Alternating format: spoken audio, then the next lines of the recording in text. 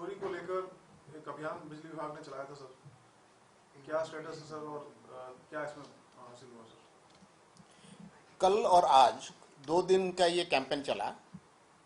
हमने कुल 978 टीम बनाए थे उत्तर और दक्षिण हरियाणा बिजली वितरण निगम को मिला के, और 22,180 प्रेमिसेस में हमने चेक किया है इन 2 दिन में, और हमने 3,729 चोरी के केसेस पकड़े हैं और कुल 13 करोड़ रुपए से थोड़ा ज़्यादा की रेवेन्यू हमने इसमें असेस किया है। आपको याद होगा कि फरवरी के महीने में और जुलाई के महीने में भी ऐसे ही हमने कैंपेन चलाया था। उन दोनों कैंपेन में 36 करोड़ रुपए के हमने चोरी पकड़े थे। तो इस बार 13 करोड़ पकड़े गए। इस तरीके से कुल 49 करोड़ रुपए के चोरी हमने ये स्पेशल कैंपेन के जरिए पकड़े हैं।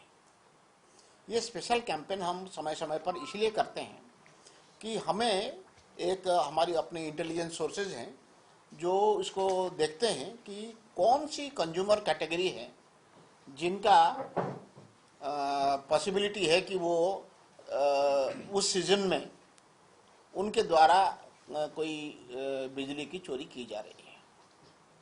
मैं ये बताना चाहूँगा, जो बिजली की चोरी करते हैं वो सिर्फ अपने फायदे के लिए चोरी कर रहे हैं ये नहीं है।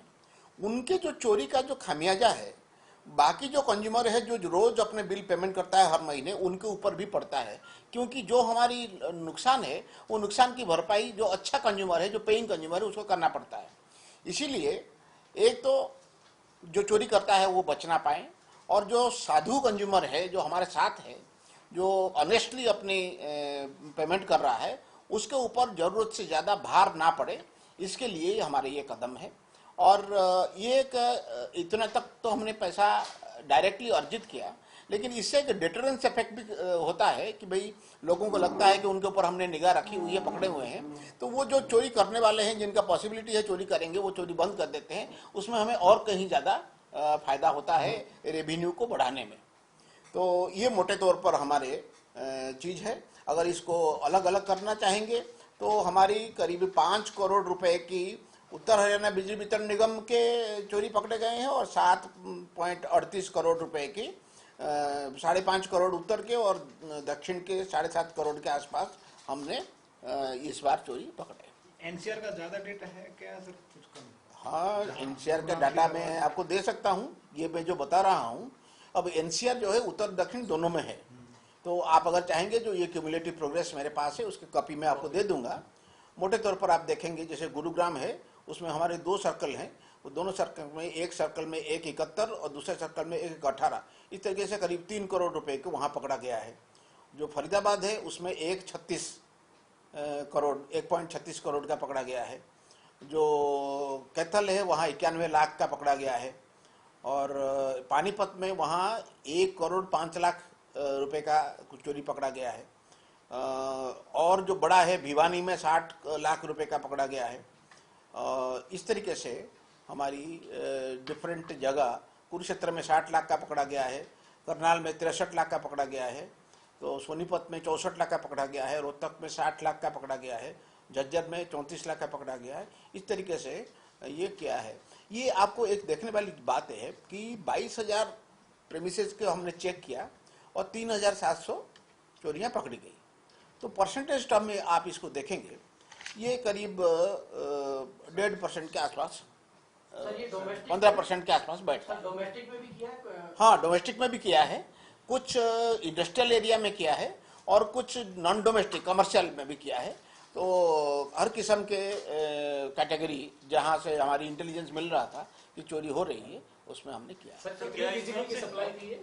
जो चोरी पकड़ी है कितनी बिजली मेगावाट या यूनिट कितनी थी, ऐसा कुछ है? वो वैसा कैलकुलेट नहीं होता है। मेरे पास जो कैलकुलेशन है वो in terms of kilowatt load 7,704 kilowatt, हाँ 7 मेगावाट का चोरी पकड़ा गया है। सर, लॉन्ग टर्म के इसके फायदे होंगे कि लोग वर्कलोड भी अपना ये जो अपना लोड है वो बढ़वाएंगे? जी जी, 2 तरीके के हैं। एक तो क्या है कि वो कोई सैंक्शन लोड कुछ था और उससे ज़्यादा के ड्रॉ कर रहा था, वो अपने सैंक्शन लोड बढ़ा लेंगे, एक ये है। दूसरा है कहीं एकदम डायरेक्ट भी थेफ्ट हो रहा था वो पकड़ा गया, तो वो हमारी रेवेन्यू स्ट्रीम में जुड़ेगा। तो दोनों स्थिति में एक तो हमारी सिस्टम को बेहतर चलाने में, वोल्टेज लेवल को मेंटेन करने में, डिस्ट्रप्शन को मैनेज करने में मदद होगा, दूसरा हमारे रेवेन्यू भी बढ़ेगा। तो सर तीनों कैटेगरी में आपने रेट किया सर, इसका क्या आकलन है सर, कोई आंकड़े हैं कि नहीं, अभी मेरे पास कंज्यूमर कैटेगरी वाइज अभी, क्योंकि अभी आज की जो रेट है वो पूरी नहीं हुई है। पूरी होने के बाद अगले 2-3 दिन में हम कैटेगरी वाइज भी एनालाइज करेंगे और उसमें कंज्यूमर कैटेगरी वाइज देखेंगे किस एरिया में किस कंज्यूमर की चोरी हो रही है, और उसके लिए हमारी एहतियात उस तरीके से हो। रेड हुई है, इसके अंदर किसी कर्मचारी या अधिकारी को संलिप्तता पाई गई है? वो एक्चुअली क्या होता है कि हमने जो टीम बनाया है, वो टीम हमने उसी एरिया के कर्मचारी अधिकारियों को लेके किया है। अभी तक ऐसा कोई चीज नहीं मिलता है। हालांकि पीछे एक बार रेड में मुझे मिला था कि एक जगह ट्यूबवेल कनेक्शन 3 फेज का था, लेकिन कागज में वो सिंगल फेज का था। तो वहां तो डेफिनेटली संलिप्त थे ही, वो उसमें कार्रवाई किया भी गया। तो ऐसे ही कई जगह हमारे पहले बिजली के बिल पेमेंट ना होने की वजह से लाइन काटा गया था, लेकिन हमारे विजिलेंस टीम ने चेक किया, इसके दौरान नहीं, अलग से, जहां पाया गया कि उनको उसी प्रेमिसेस में दूसरा कनेक्शन दे दिया गया है। ये तो बिल्कुल सरासर उसमें मिलीजुली काम हुआ है और ये मदद करने की नियत से, बदनीयत से ये काम किया गया है। तो ये एक फैसला हमने लिया है। ऐसे जो अधिकारी हैं जिनके अप्रूवल से ऐसे काम हुआ है, उन सब अधिकारी के खिलाफ कार्रवाई होगा। अगर वो अधिकारी ऐसे रेवेन्यू इम्पोर्टेंट सब डिवीजन या डिवीजन में है, उनको वहां से तबादला भी किया जाएगा। तो कितने सारे कर्मचारियों और अधिकारियों की टीमें आपने इसमें लगाई हैं ये रेड कंडक्ट करने में? इस बार मैंने 978 टीमें बनाई थी। उसमें करीब 535 उत्तर में और 443 दक्षिण में। सर, आपकी इस रेड को एक सर्वे के तौर पर अगर हम लें तो ये दर्शाती है कि करीब 20% लोग जो है वो गड़बड़ी कर रहे हैं, बिजली की चोरी कर रहे हैं या फिर अलग तरीके से काम कर रहे हैं। इस पर अंकुश लगाना भी एक बड़ा चैलेंज है। नहीं, ये अगर एक रैंडम में इसी में एक साल में तीसरा हमारा ये छापेमारी और हमने 50 करोड़ तक पकड़ चुके, तो इसका मतलब ये तो चलता रहता है सर। हाँ, मैं एक चीज बताना चाहता हूँ, अगर आप रैंडम करेंगे कि विदाउट यूजिंग यानी इंटेलिजेंस, हर कंज्यूमर कैटेगरी में रैंडमली जाएंगे, तो जो आप कह रहे हैं कि भाई इसका मतलब होगा कि ये इतने परसेंटेज लोग चोरी कर रहे हैं, लेकिन ये हमारा रैंडम सर्वे नहीं है, ये इंटेलिजेंस बेस्ड है।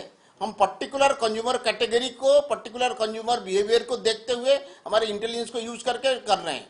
किसी के पास चले जाते हैं ऐसा नहीं है। जैसे गर्मी के दिनों में हमने आइस फैक्ट्री को टारगेट किया, हमने होटल्स को टारगेट किया, हमने पर्टिकुलर इंडस्ट्री है जो गर्मी के दिन में ज़्यादा खपत करते हैं उनको टारगेट किया, हमने मॉल को टारगेट किया जब खुलने लगे थे।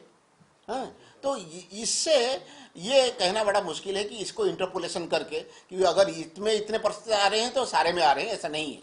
हम जैसे सड़क पर जितनी गाड़ी जाती है, कमर्शियल तो था ही ना सर, ये वाला ये कमर्शियल भी इसमें शामिल है, कमर्शियल को रखें तो कमर्शियल भी है और रेसिडेंशियल भी है और इंडस्ट्रियल भी है, तीनों कैटेगरी इसमें रहे। डिस्ट्रिक्ट की डिटेल्स आई सर, क्या डिस्ट्रिक्ट वाइज क्या सबसे ज्यादा कहाँ मामले मिले? अभी मैंने बताया सबसे ज़्यादा गुड़गांव में, 2 हमारे गुड़गांव में सर्कल है, तो दोनों सर्कल मिला के 3 करोड़ के आसपास हमने गुड़गांव में पकड़ा है।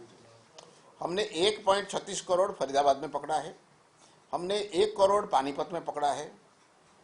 इस तरीके से हमारे वो है। बाकी जो है वो 50-60 लाख के आसपास कई सारे हैं। कैथल में 91 लाख पकड़े हैं। तो इस तरीके से मैं ये डिटेल आपके साथ साझा करूंगा कि किस सर्कल में कितना पकड़े गए हैं। तो कब तक चलती रहेगी सर? कब तक इसकी आज शाम को खत्म हो रहा है, समाप्त हो गई है? आज शाम को खत्म हो रहा है ये कैंपेन का। लेकिन रोजमर्रा की जिंदगी में हमें जहां जहां खबर मिलता है रेड हम मारते हैं, उसमें उसके कोई ब्रेक नहीं लगेगा। अच्छा, वो तो स्पेशल ड्राइव खत्म हो रहा है, विशेष छापेमारी। और अगला स्पेशल ड्राइव कब होगा इसका कोई पता नहीं है, जब हमारा लगेगा होना चाहिए, हो सकता है। सर कोई एफआईआर वगैरह भी दर्ज हुई है या भी पेनल्टी वाला ही? अभी जब हम पकड़ते हैं उसके 2 तरीके हैं।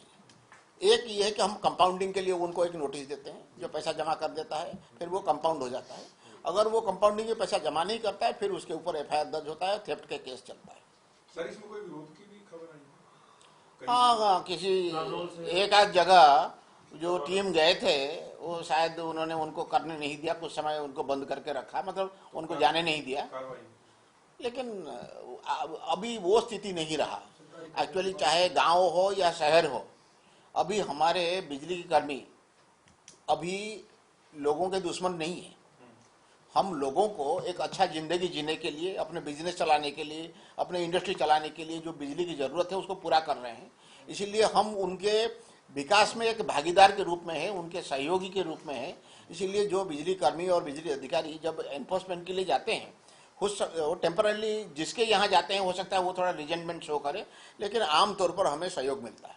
उसके खिलाफ कोई कार्रवाई हुई है? नरवाने की घटना थी या नरवाने अभी मैंने क्या कार्रवाई हुआ है उसको नहीं पूछा, क्योंकि वहां से निकल के वो टीम को दूसरी जगह जाना था। वो साथ साथ चल पड़े।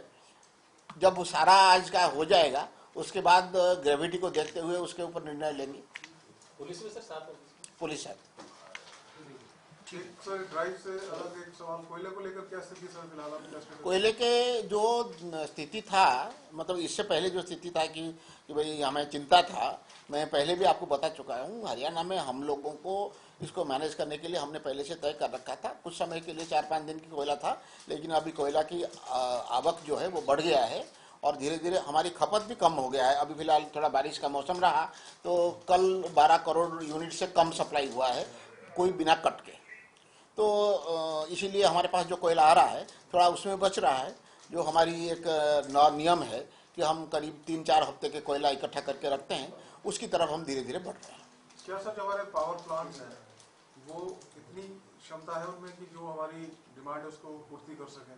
अभी हमारे पास कितनी बिजली है सर, और वैसे जो प्रोड्यूस कर रहे हैं? क्या हमें बाहर से बिजली खरीदने की जरूरत पड़ती है? क्योंकि कुछ ऐसा आरोप है, मेरा पॉलिटिकल सवाल नहीं है, मैं सिर्फ आपसे जानकारी चाह रहा हूँ।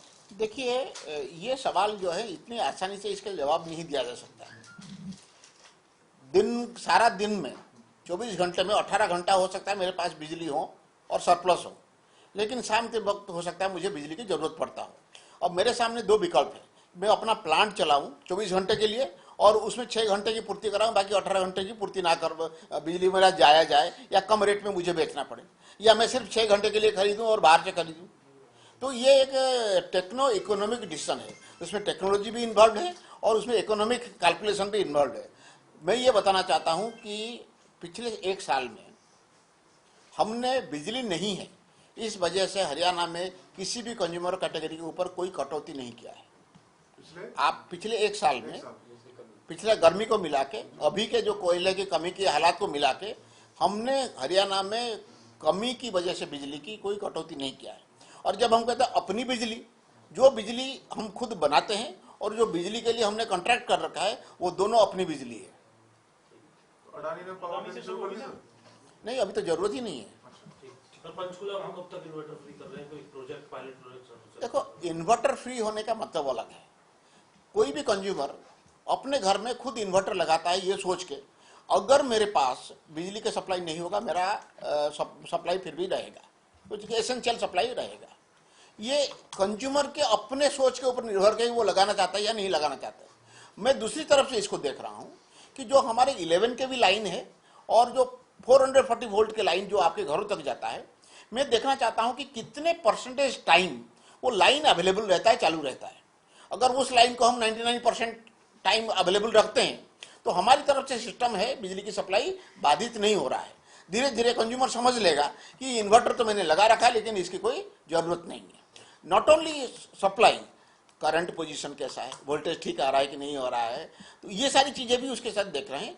गुड़गांव और पंचकुला, ये दोनों शहर में हम सेक्टर बाय सेक्टर सिस्टम को स्टडी कर रहे हैं ताकि सिस्टम में ऑगमेंटेशन करके इंप्रूवमेंट लाके ये स्थिति में आ जाए कि 99% से ज्यादा सिस्टम अवेलेबिलिटी 11 के भी और 440 वोल्ट पे अवेलेबल होनी चाहिए। कब तक सुनिश्चित हो जाएगा? अभी काफी, मैं ये अगले हफ्ते कोशिश करूंगा देने के लिए पंचकुला के कि कौन कौन से सेक्टर में ऑलरेडी हम 99% के ऊपर सिस्टम अवेलेबिलिटी रखते हैं।